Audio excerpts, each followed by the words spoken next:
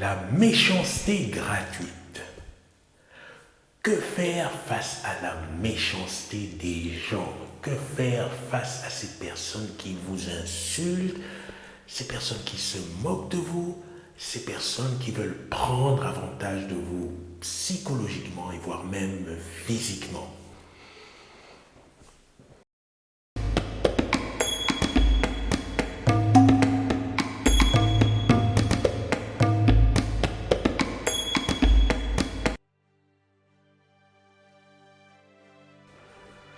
Bonjour, je suis Jean-Serge Moulumba, votre hôte de ce podcast dédié à vos relations plus épanouies. Si vous n'êtes pas encore abonné à la chaîne, tâchez de le faire dès à présent. Tâchez également de partager ce contenu autour de vous car cela m'aide à construire encore plus de valeur pour vous semaine après semaine. Aujourd'hui, le sujet est très délicat. La méchanceté, ça n'est pas quelque chose d'évident. Vous voyez, on a beau dire, oui, tu n'as qu'à ne pas écouter la critique, oui, tu n'as qu'à faire semblant de ne pas entendre ce qui t'est dit et continuer ton chemin. Oui, ne t'occupe pas de ce que disent les autres. Oui, fais ceci, fais cela. Ça n'est pas quelque chose d'évident. D'ailleurs, j'en profite pour vous poser la question à vous. Comment réagissez-vous quand tout d'un coup, dans la rue, dans un magasin, dans un lieu administratif, quelqu'un se met à être gratuitement, c'est-à-dire sans que vous n'ayez rien fait de particulier, gratuitement à vous insulter? Quelle est votre réaction? Comment réagissez-vous à ce moment-là? Ça m'intéresse, mettez un commentaire là-dessus pour que je puisse connaître vos stratégies à vous.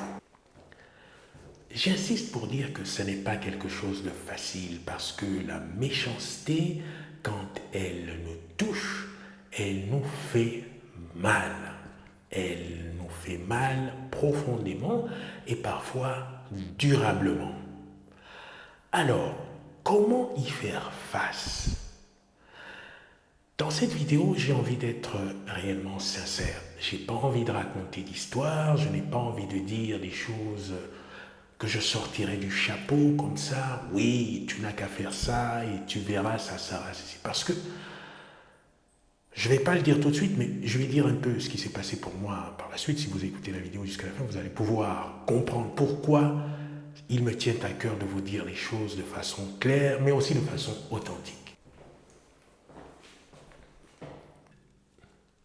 Comme le disait Einstein, quand un problème se pose à vous, il faut prendre du recul, il faut prendre de la hauteur pour pouvoir envisager des solutions. Autrement dit, on ne peut pas trouver des solutions adéquates au même niveau où se pose le problème. Donc, voici ce que je propose pour faire face à la méchanceté. D'abord, il faut comprendre ce que c'est. Il faut comprendre ce que c'est. Qu'est-ce que c'est que la méchanceté? La méchanceté, d'après les définitions officielles, la méchanceté, on dit de quelqu'un qu'il est méchant quand il pose un acte délibéré, un acte volontaire, dans l'intention de faire du mal et de s'y complaire. Donc, cela dit les choses clairement. Vous n'êtes pas obligé d'avoir fait quelque chose, d'avoir posé du tort à quelqu'un. Vous n'êtes pas obligé de vous être trompé en quoi que ce soit. C'est tout simplement l'envie d'une personne pour quelques raisons X, Y. Enfin, nous allons les aborder justement. L'envie d'une personne d'insulter, de se moquer, de railler, de poser des blagues inconvenantes qui gênent, qui indisposent et qui vous mettent dans l'embarras, ou même, plus que ça, vous font honte et culpabiliser d'être ce que vous êtes, d'avoir ce que vous avez, de faire ce que vous faites. Pour aborder cette question, je vais passer par 3 points. Je vais parler d'abord de l'enfance. Nous avons tous été des enfants qui sommes arrivés très naturellement sur Terre, l'esprit complètement ouvert, prêt à recevoir toutes sortes d'influences de toutes parts, à commencer par nos parents.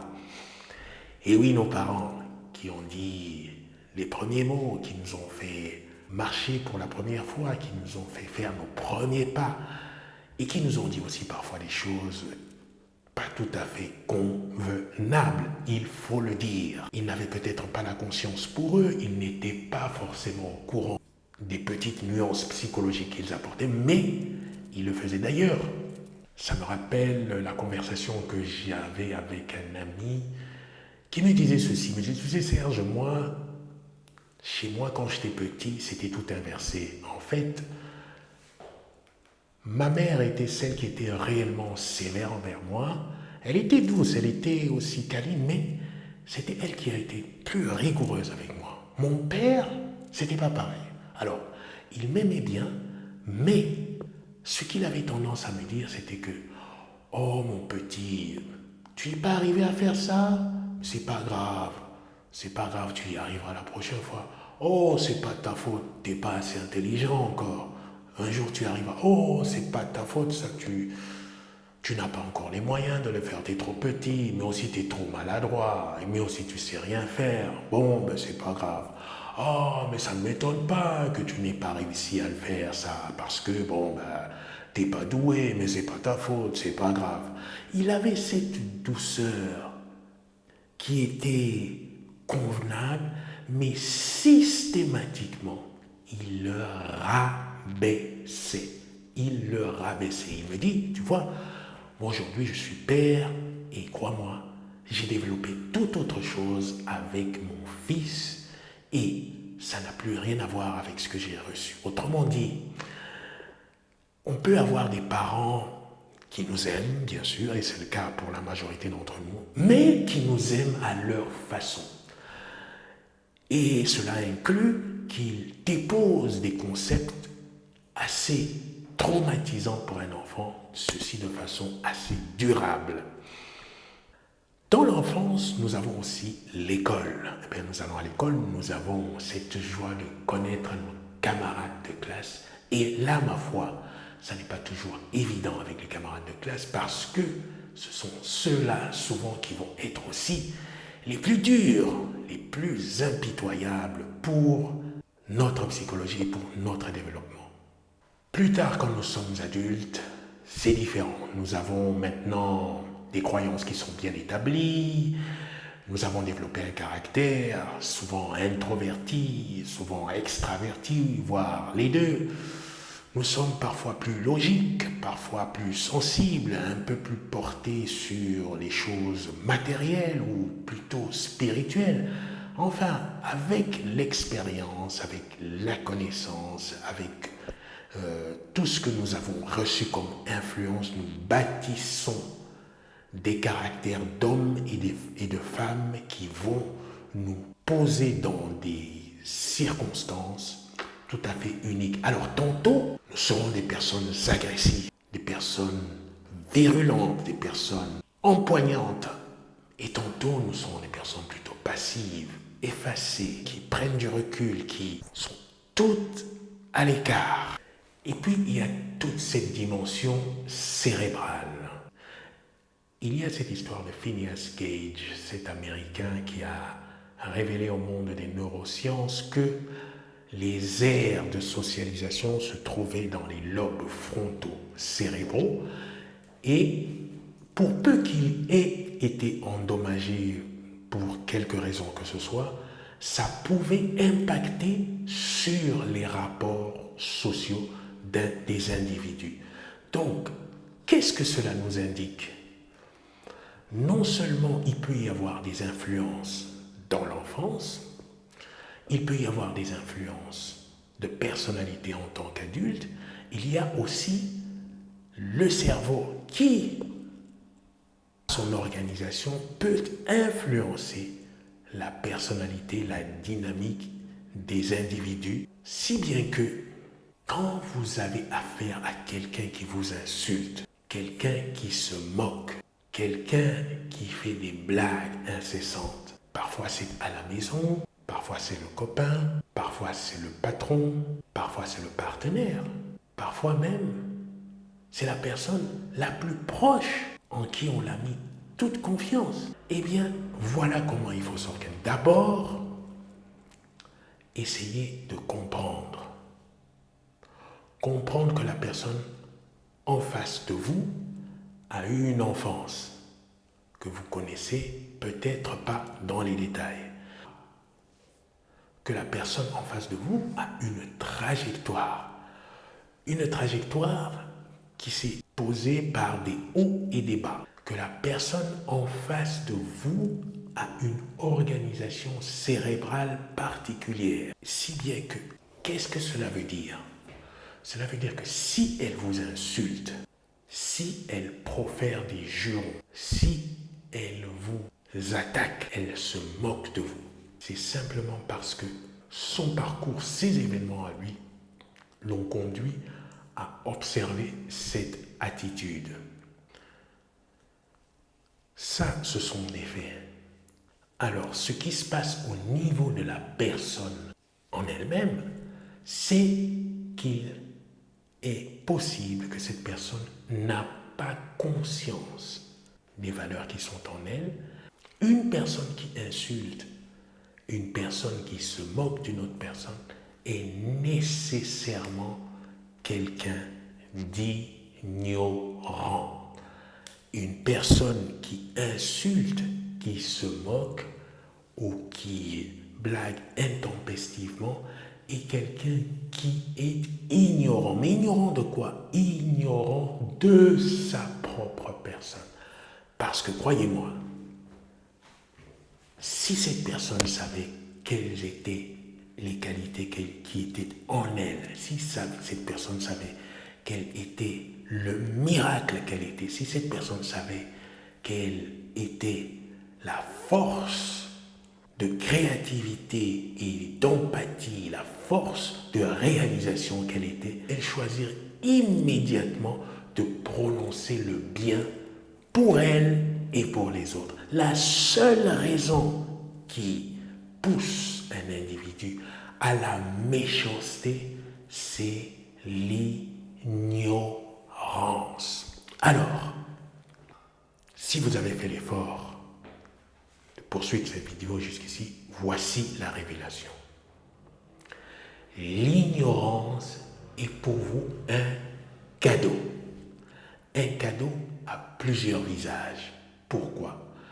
Quelqu'un qui vous insulte vous montre tout l'état de son délabrement intérieur.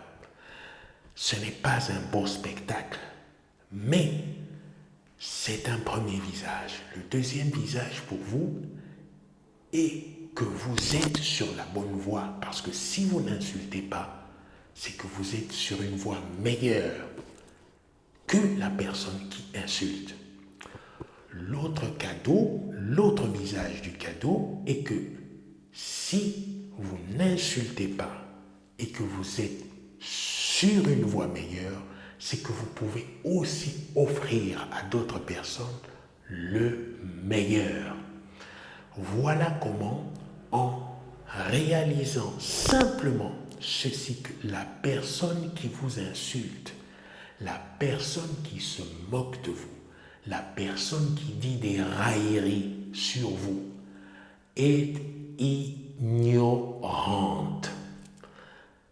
N'est-ce pas quelque chose de rassurant? N'est-ce pas quelque chose d'apaisant quelque part?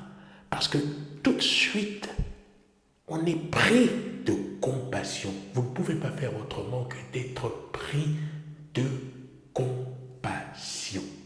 Quand quelqu'un se moque de vous parce que vous ne savez pas faire un exercice, il y aurait d'autres façons de vous motiver à réussir l'exercice. Mais une fois que vous savez le faire, la moquerie n'a plus lieu d'être.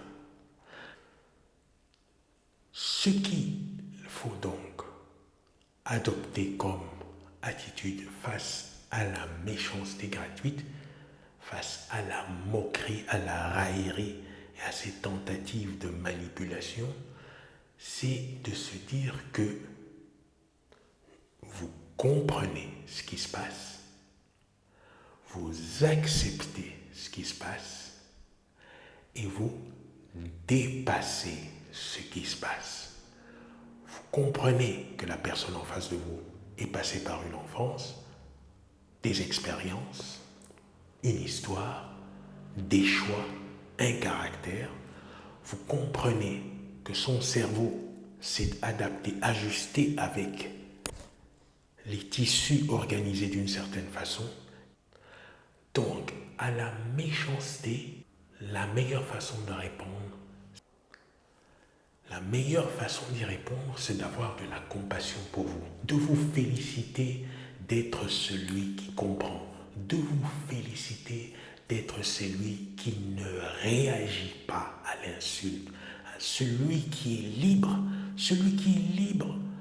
de poser une réponse constructive, quelqu'un de libre, quelqu'un qui a de la compassion pour lui-même, quelqu'un qui a de l'amour pour l'être qu'il est, quelqu'un qui réalise ô combien il est bon d'être celui qu'il est, combien il est opportun d'avoir l'histoire qu'il a, combien il est fabuleux de pouvoir partager les meilleures choses de son être et combien il est fantastique d'avoir autour de lui des personnes qui savent apprécier cela.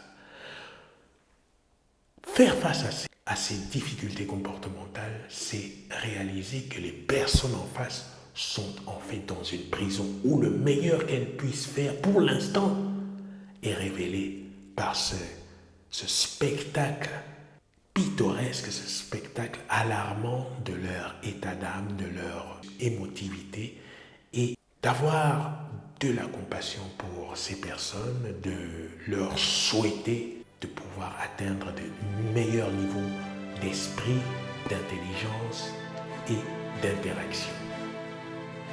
Voilà, cet épisode est à présent terminé. Je vais rester un peu sur ce thème pour détoxifier un peu les relations. Il y a bien sûr des éléments, des outils qui permettent aussi de détecter ce genre de déviance dans les conversations. Donc n'hésitez pas à aller consulter la playlist Happy Relationships pour trouver les outils en conversation qui vous permettent d'être complètement efficient. Je vous dis à la semaine prochaine.